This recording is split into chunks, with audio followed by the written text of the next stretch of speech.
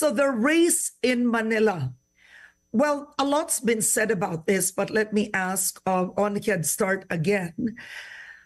What's it like now that you are running against former Manila Mayor Isko Moreno? You were close like siblings. He calls you ate. In a press conference, you said you felt betrayed. Yes.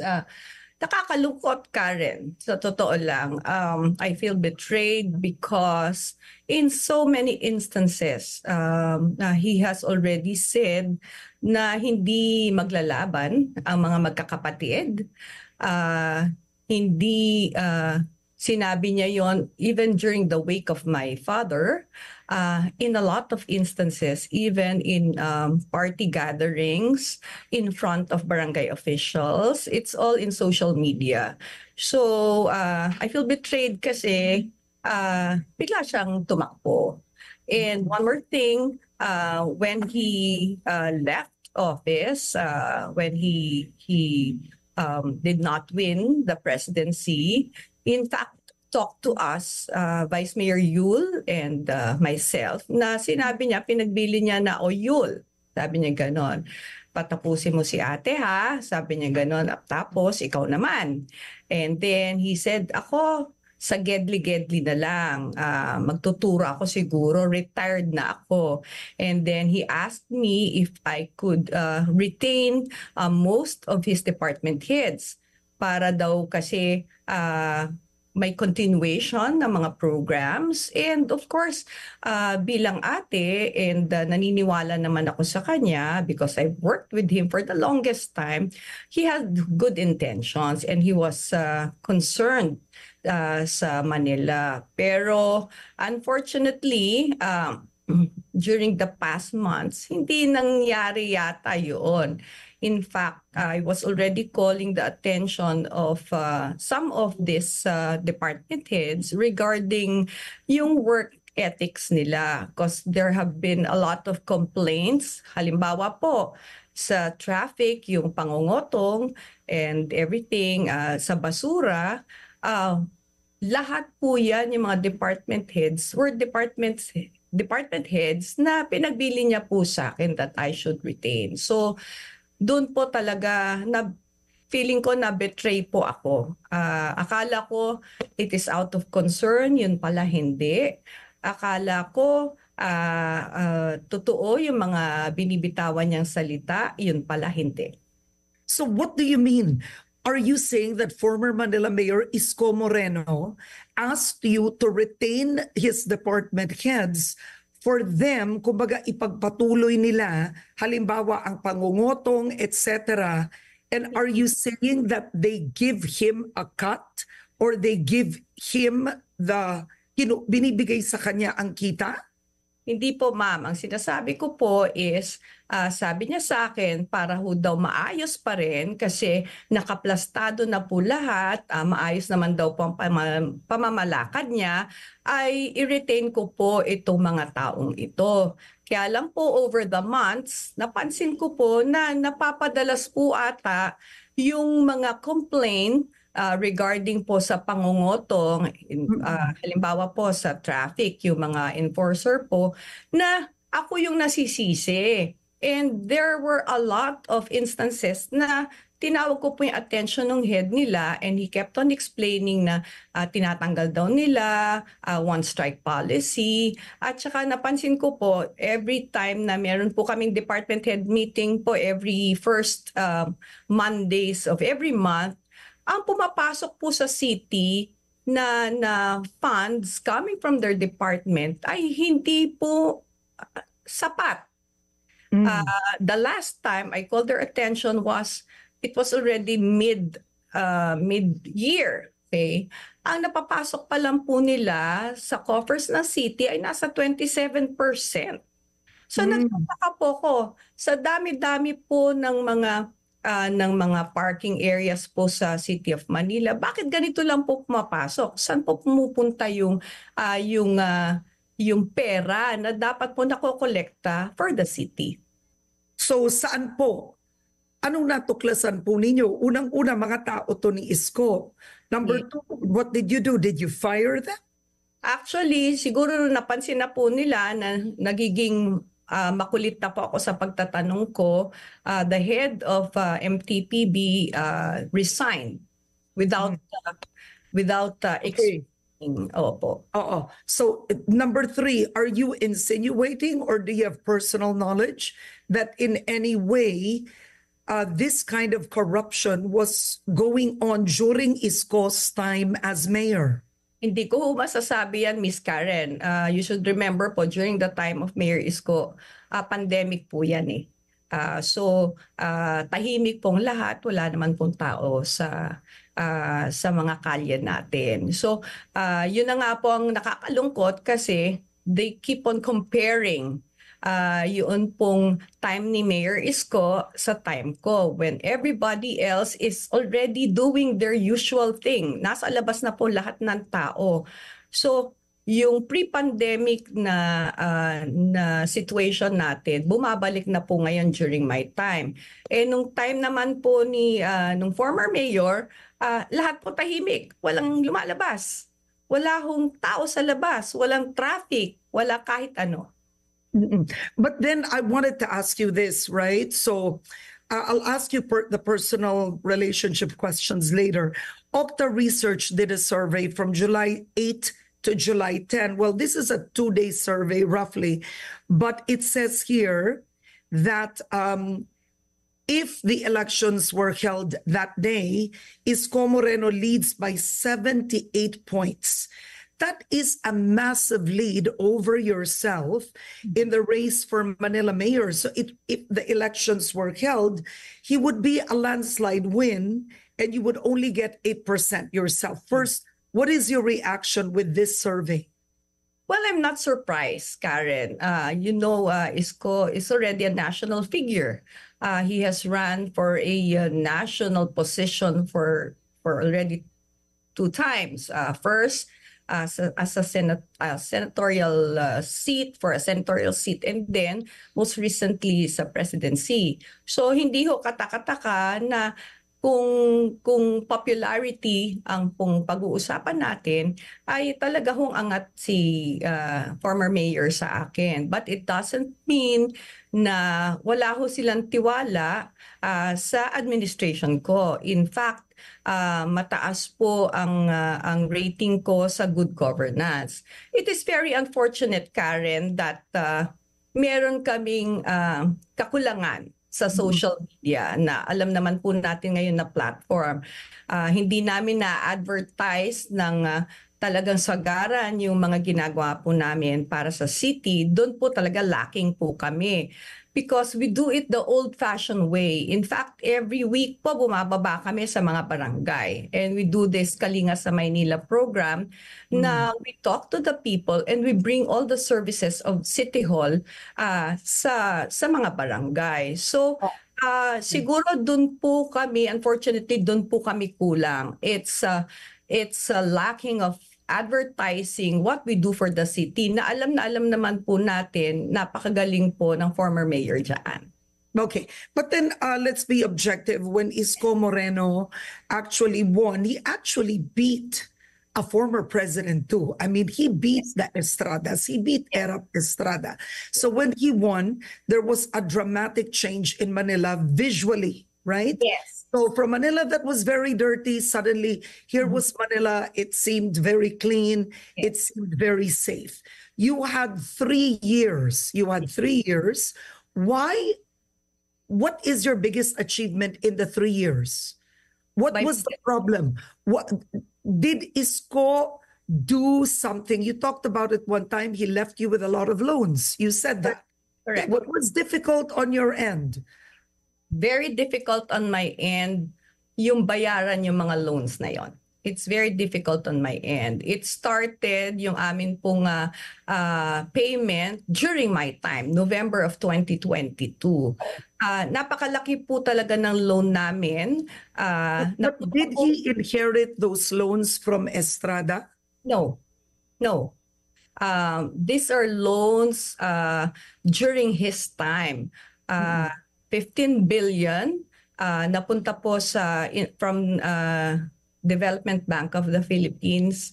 Napunta po sa a lot of infrastructure, 7 housing projects, and then 1 to 4 schools, if I'm not mistaken, Manila Zoo and Hospital ng Maynila. And then another 2.8 million para po sa mga instruments and medical equipments for Hospital ng Maynila. Don't get me wrong.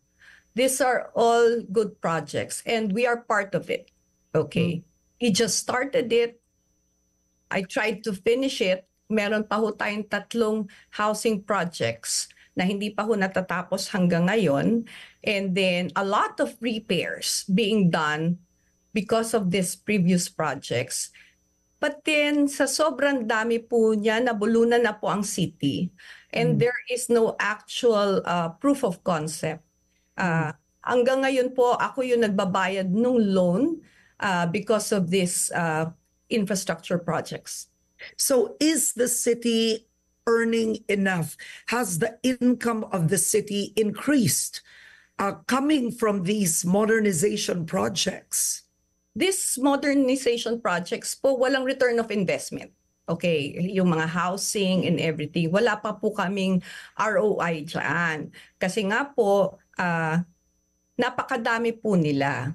And yung halimbawa po, magbibigay ako ng example. Yung housing project po, Condominium 1, Condominium 2, Binondominium, Baseco community. It was not explained properly doon po sa mga tumira doon on the payment scheme. Okay. So ngayon pong naniningil kami, hirap na hirap po kaming maningil sa kanila. So there is no return of investment. Okay. Of course, sa Hospital ng Maynila, hindi naman ho kami naniningil. So wala din pong return of investment doon. But we have to maintain everything. So dun po mabigat sa akin. So what we do now, since there are a lot of infrastructure projects, yun po kasi ang ano niya eh, yun po yung quote-unquote na sinasabing achievement po niya. Yung mga infrastructure projects po, they're already in place. At napatuloy ko pa rin naman po itong mga infrastructure projects na to. So, nagko-concentrate po ako sa social amelioration projects namin. Yun po diretso sa tao kasi yun po yung hinahanap nila sa akin ngayon, not the infrastructure projects. Kasi kakaunti lang po talaga ang dito sa infrastructure projects na ito. Okay, so the bigger issue now is in the 3 years that you've been in office, you've talked about going down to the barangays para sa proyektong Kalinga, no? Yes. So technically, ayuda po ito. How did you were you able to make the city grow in the 3 years? What would you consider as your biggest achievement for the city of Manila? Ang biggest achievement ko po, Miss Karen, is para na maramdaman po ng tao na nandito po ang government sa kanila. Hindi po kami puro daldal lang. Yun po ang pinaka-greatest achievement ko. Maibaba ko po itong basic services na kailangan nila, diretso po sa kanila. Kasi yun po ang hinahanap nila eh. In fact, very much appreciated po ito ng mga kababayan natin na binabaan namin ng mga services na ito. Most of the time, they go to City Hall not knowing who to talk to. Hindi nila alam kung saan po silang tanggapan pupunta. So ang ginawa po namin, binaba na po namin to sa barangay level. At naging partner po namin yung barangay para maparamdam po sa ating mga constituents yung mga ginagawa po ng city. But that's 3 years. I mean, is that that's the only achievement that, kasi anong iaharap niyo po, anong sasabihin po ninyo sa mga botante ninyo sa pagbabalik ni Isko? When Isko sat as mayor, there was that dramatic visual change. Number one, right? Number two, he was a pandemic leader, so mahirap rin yun. But then kay kanila kuna, tama kayo, bumalik na sa pre-pandemic. Nagbaba kayo ng ayuda, pero how did you advance the city? At tama po kayo doon. Unang-una, Miss Karen, may mga infrastructure projects din po tayo na ginagawa. Meron po tayong 3 paaralan na pinapatayo po ngayon. Yung sakto lang, tama lang po, 6-story schools po sila kasi yun lang naman po ang kailangan ng population ng mga students po dyan eh. We have a lot of super health centers din po na ginagawa ngayon. Meron po tayong Aurora Health Center, Tayabas Health Center, and all other health centers sa different districts po natin.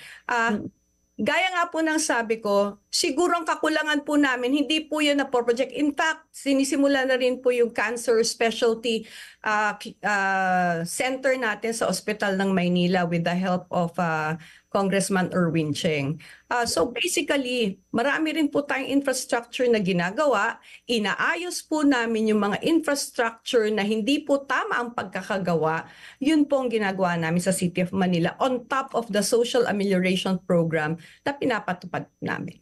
Okay, the Manila Zoo, you have a viewer right now watching and saying, why Manila Zoo ang daming mas priority dyan? Manila Zoo was started during the time of former Manila Isko Moreno, and I believe that was a 3 billion peso project, correct? Correct. Okay, and what's happening with Manila Zoo now? Because money's been spent on it. I've been there. It's modern. But given the issues of Manila, what did you do with Manila Zoo?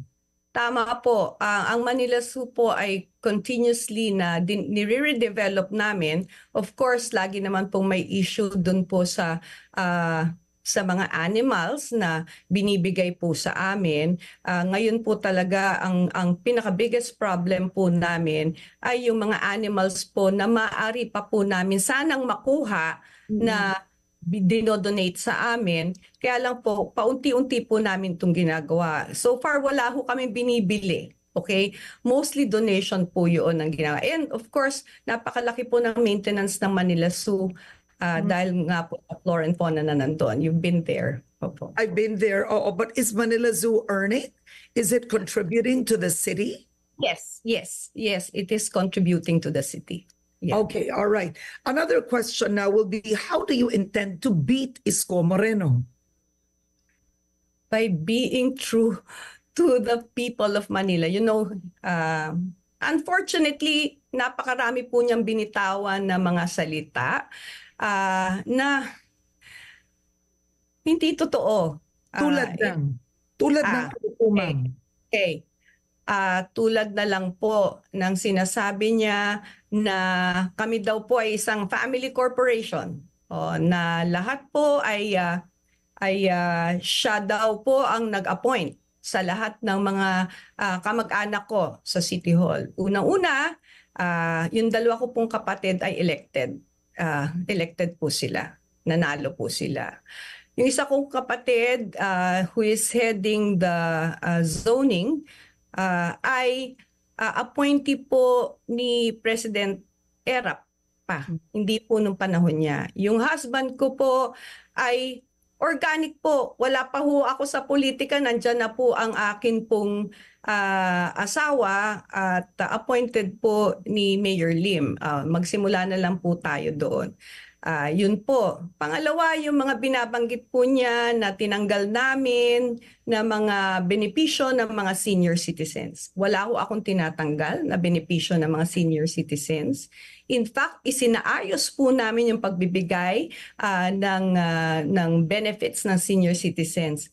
Alam niyo po, Miss Karen, nung panahon po na siya ay nag-iisip na tatakbo siyang presidente, lahat po inakap niya. Maging hindi taga Maynila, inakap po niya yan. Okay? So, ang sa kanya po, nung panahon niya, ay kahit hindi na taga Maynila o hindi na hubotante ng Maynila, pinabibigyan pa rin po niya. Hindi naman po maaari yun ngayon. Dahil alam naman po, ako, nanay ako. Siyempre, kung ano lang pong meron ako, yun pang babudgetin namin. At sa pakikipag-usap po natin sa atin pong mga senior citizen, ayaw po nila na yung benepisyo nila ay natatanggap din ng mga taong hindi na po pala taga Maynila. Yan po, lagi kong tinatanong sa lahat ng mga ugnayan namin. Ginagawa po niyang issue yan na hindi naman po issue yan. Okay. So, just some. Okay. Now, with the vice mayoralty race, you have Yul Servo, and I think he is running with G. Atienza, right? Yes. Yeah, so it's now also the Atienza family, another force in Manila. They are, it's a comeback. It's an attempt for a comeback with Chi Atienza. What do you make of the vice mayoralty race? Well, I know the strength of Vice Mayor Yul Servo.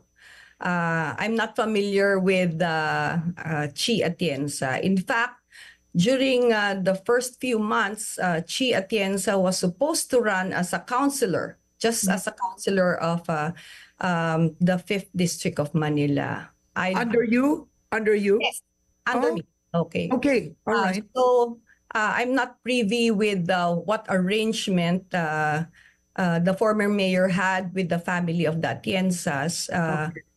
So I cannot really comment on that. Okay. She could have been a good counselor and a shoe-in Okay, a shoe-in, she could have been a shoe-in have and a good as a counselor. counselor. Okay, so let's move forward. Have you ever spoken with Manila Mayor, with former Manila Mayor Isko Moreno at any point? Kasi Yeah. ang sinasabi niya, nagpaalam daw siya sa iyo, di ba na, ate, babalik ako. It's more of pinaalam. Hindi At po. pinaalam, hindi kayo nag-usap. Nag-usap po Okay. kami. The last time I spoke to him was July 16. We had a very short meeting at Manila Hotel. Okay. Can I make kwento? Okay lang Go ba? ahead, please, go ahead. Okay. When we arrived, he told me to bring my husband. So I did. And then he said to me, ate, ayokong istorbohin kayo. Alam ko marami kayong ginagawa. So the first thing he told me was, ate, tatakbo ka ba? Yun ang sinabi niya sa akin. Sabi ko, opo, tatakbo ko. Siyempre ako yung incumbent eh. Di ba? And then ang sabi niya, ate, gusto ko lang malaman mo na tatakbo ako. And then I didn't say anything. I was just looking at him. And then he told me, ate, pag-isipan mo ng ilang beses. Give yourself some time. Give yourself a few days, a few weeks to think about it. Yun ang sinabi niya sa akin. Hindi pa rin ako nagsasalita. And then he told me, ate, tatlo pa lang kami nakakaalam nito. Ako, yung wife ko, and a very close friend. Hindi yung husband mo. Ikaw, husband mo, and a close friend. No, siya, yung wife niya, Yeah, and okay. a common friend. Okay. Ng plan niya to run. At sa isip ko, Miss Karen, Diyos ko naman, ngayon na lang tayo huling mag-uusap, nagsisinungaling ka pa lang. It's all over social media. You can't even tell me straight. But I didn't tell him. Nakatahimik pa rin ako. Then he started saying a lot of things about my colleagues. Kung alam mo lang ate, et cetera, ganyan-ganyan. So hindi pa rin ako nagsasalita, Miss Karen. And then the last thing he said was, he reiterated, ate, pag-isipan mong mabuti. Sabi niya sa akin. Sabi ko, ganito na lang po. Sabi ko, para wala na tayong iniisip ang dalawa, tatakbo ako at hindi ako magbaback out. Kasi they were hoping na magsa-slide down ako as vice mayor. I would run. Sabi kong gano'n. Para wala nang burden sa ating dalawa, tatakbo ako. Sabi kong as mayor. So I wanted to ask you, just that moment, Yes. why didn't you just slide down? I understand you're the incumbent. Isko coming to you and saying he was gonna run, clearly nagpa-survey yon. Di naman pupunta yun sa inyo, ma'am, right? Okay. Ang tanong ko, why didn't you consider running for vice mayor and, making your life easier? Miss Karen, I believe I deserve to have to run as mayor for the second time. And naniniwala pa rin ako sa kasabihan na yung lagi niya sinasabi na nasasangla daw yung laway niya. Kung ano yung binitawan niya, yun ang paninindigan niya. So hanggang dun sa moment na yon, naniniwala ako na hindi niya gagawin yun kahit sinabi niya na baka magbago pa ang isip niya. Kasi yun ang pinangahawakan, hindi lang ako, hindi lang ng mga kapartido ko, pero lahat ng mga taga Maynila. In fact, marami talaga ang nasaktan with this move. Maraming nagkawatak-watak. Parang hindi yata niya naisip yun. So, hindi ako nagsalita. Then, I just told him, tatakbo ako. Ang sagot lang niya sa akin ay ganun ba ate? Good luck. Sabi ko, good luck din po sa inyo. Yun lang po. That's how you parted. Yes, yes. Okay. Then he hugged my husband and Yeah. then niyakap din niya ako. And that was the last time we talked. So, hindi rin po totoo na hindi kami nag-uusap. Sinabi rin niya to na ginost ko siya. Hindi ho totoo yan. In fact, araw-araw po kami nagte-text sa isa't isa. Mabuti na lang hindi Are you kidding? So after that meeting in Manila Hotel, you were texting each other every day? Okay. No. Okay. In one, I think in one interview, he mentioned na I was already ghosting him for a year. So sabi ko, what? Sabi kong ganon. So sabi ko, buti na lang lahat ng mga messages niya hanggang ngayon nasa akin. Yung usapan namin, halos everyday yon. Okay. Every Thursday nagkikita kami before. So Is that right? After he lost for the presidency, you would Yes. still see each other every Thursday. every Thursday. But during the time that you saw each other every week, you never felt that he may be interested to run again? No, not until probably mid of last year. You felt it. Medyo meron na siya pong paramdam. But then, sabi nga ng mga kasamahan ko, hindi, baka, kasi baka he's aiming for another senatorial seat, etc., etc. So, ilang beses di kami nag-usap. Last December, during our Christmas party, kasama namin siya. Sinabi niya sa party na hindi siya tatakbo. And he always tells me, ate, do not listen to the noise. Yun ang lagi niya sinasabi. Sabi ko nga, don't worry, sabi kong ganon. I'm not into social media. Kaya hindi ho ako nakikinig. Not until you tell me in front of my face, wala ho kayong maririnig sa akin. Okay. Well, ma'am, we don't have enough time but to end this. So you have made two major issues. One, you've made it clear, betrayal. He did not keep his word. Those are very clear points that you made. But the last one, why would Honey Lacuna be better for Manila instead of an Isko Moreno coming back? But mas makabubuti sa lungsod ng Maynila na kayo ang piliin kesa pabalikin po si Isko Moreno. Go ahead, ma'am. Mas maganda po na piliin si Honey Lacuna dahil ako po naniniwala sa isang good governance. Kapag maayos po ang pagpapatakbo natin, episyente po tayo sa pagpapatakbo natin, sa lahat ng mga programa, hindi po tayo magkakamali. Dapat alam natin ang mga prioridad natin. Hindi lang po pagpapapogi ito. Ito po isang tunay at totoo na serbisyo sa tao. On that note, I want to thank you so much for joining me today. Manila Mayor Honey Lacuna, thank you, ma'am. Thank you, Karen. Good morning.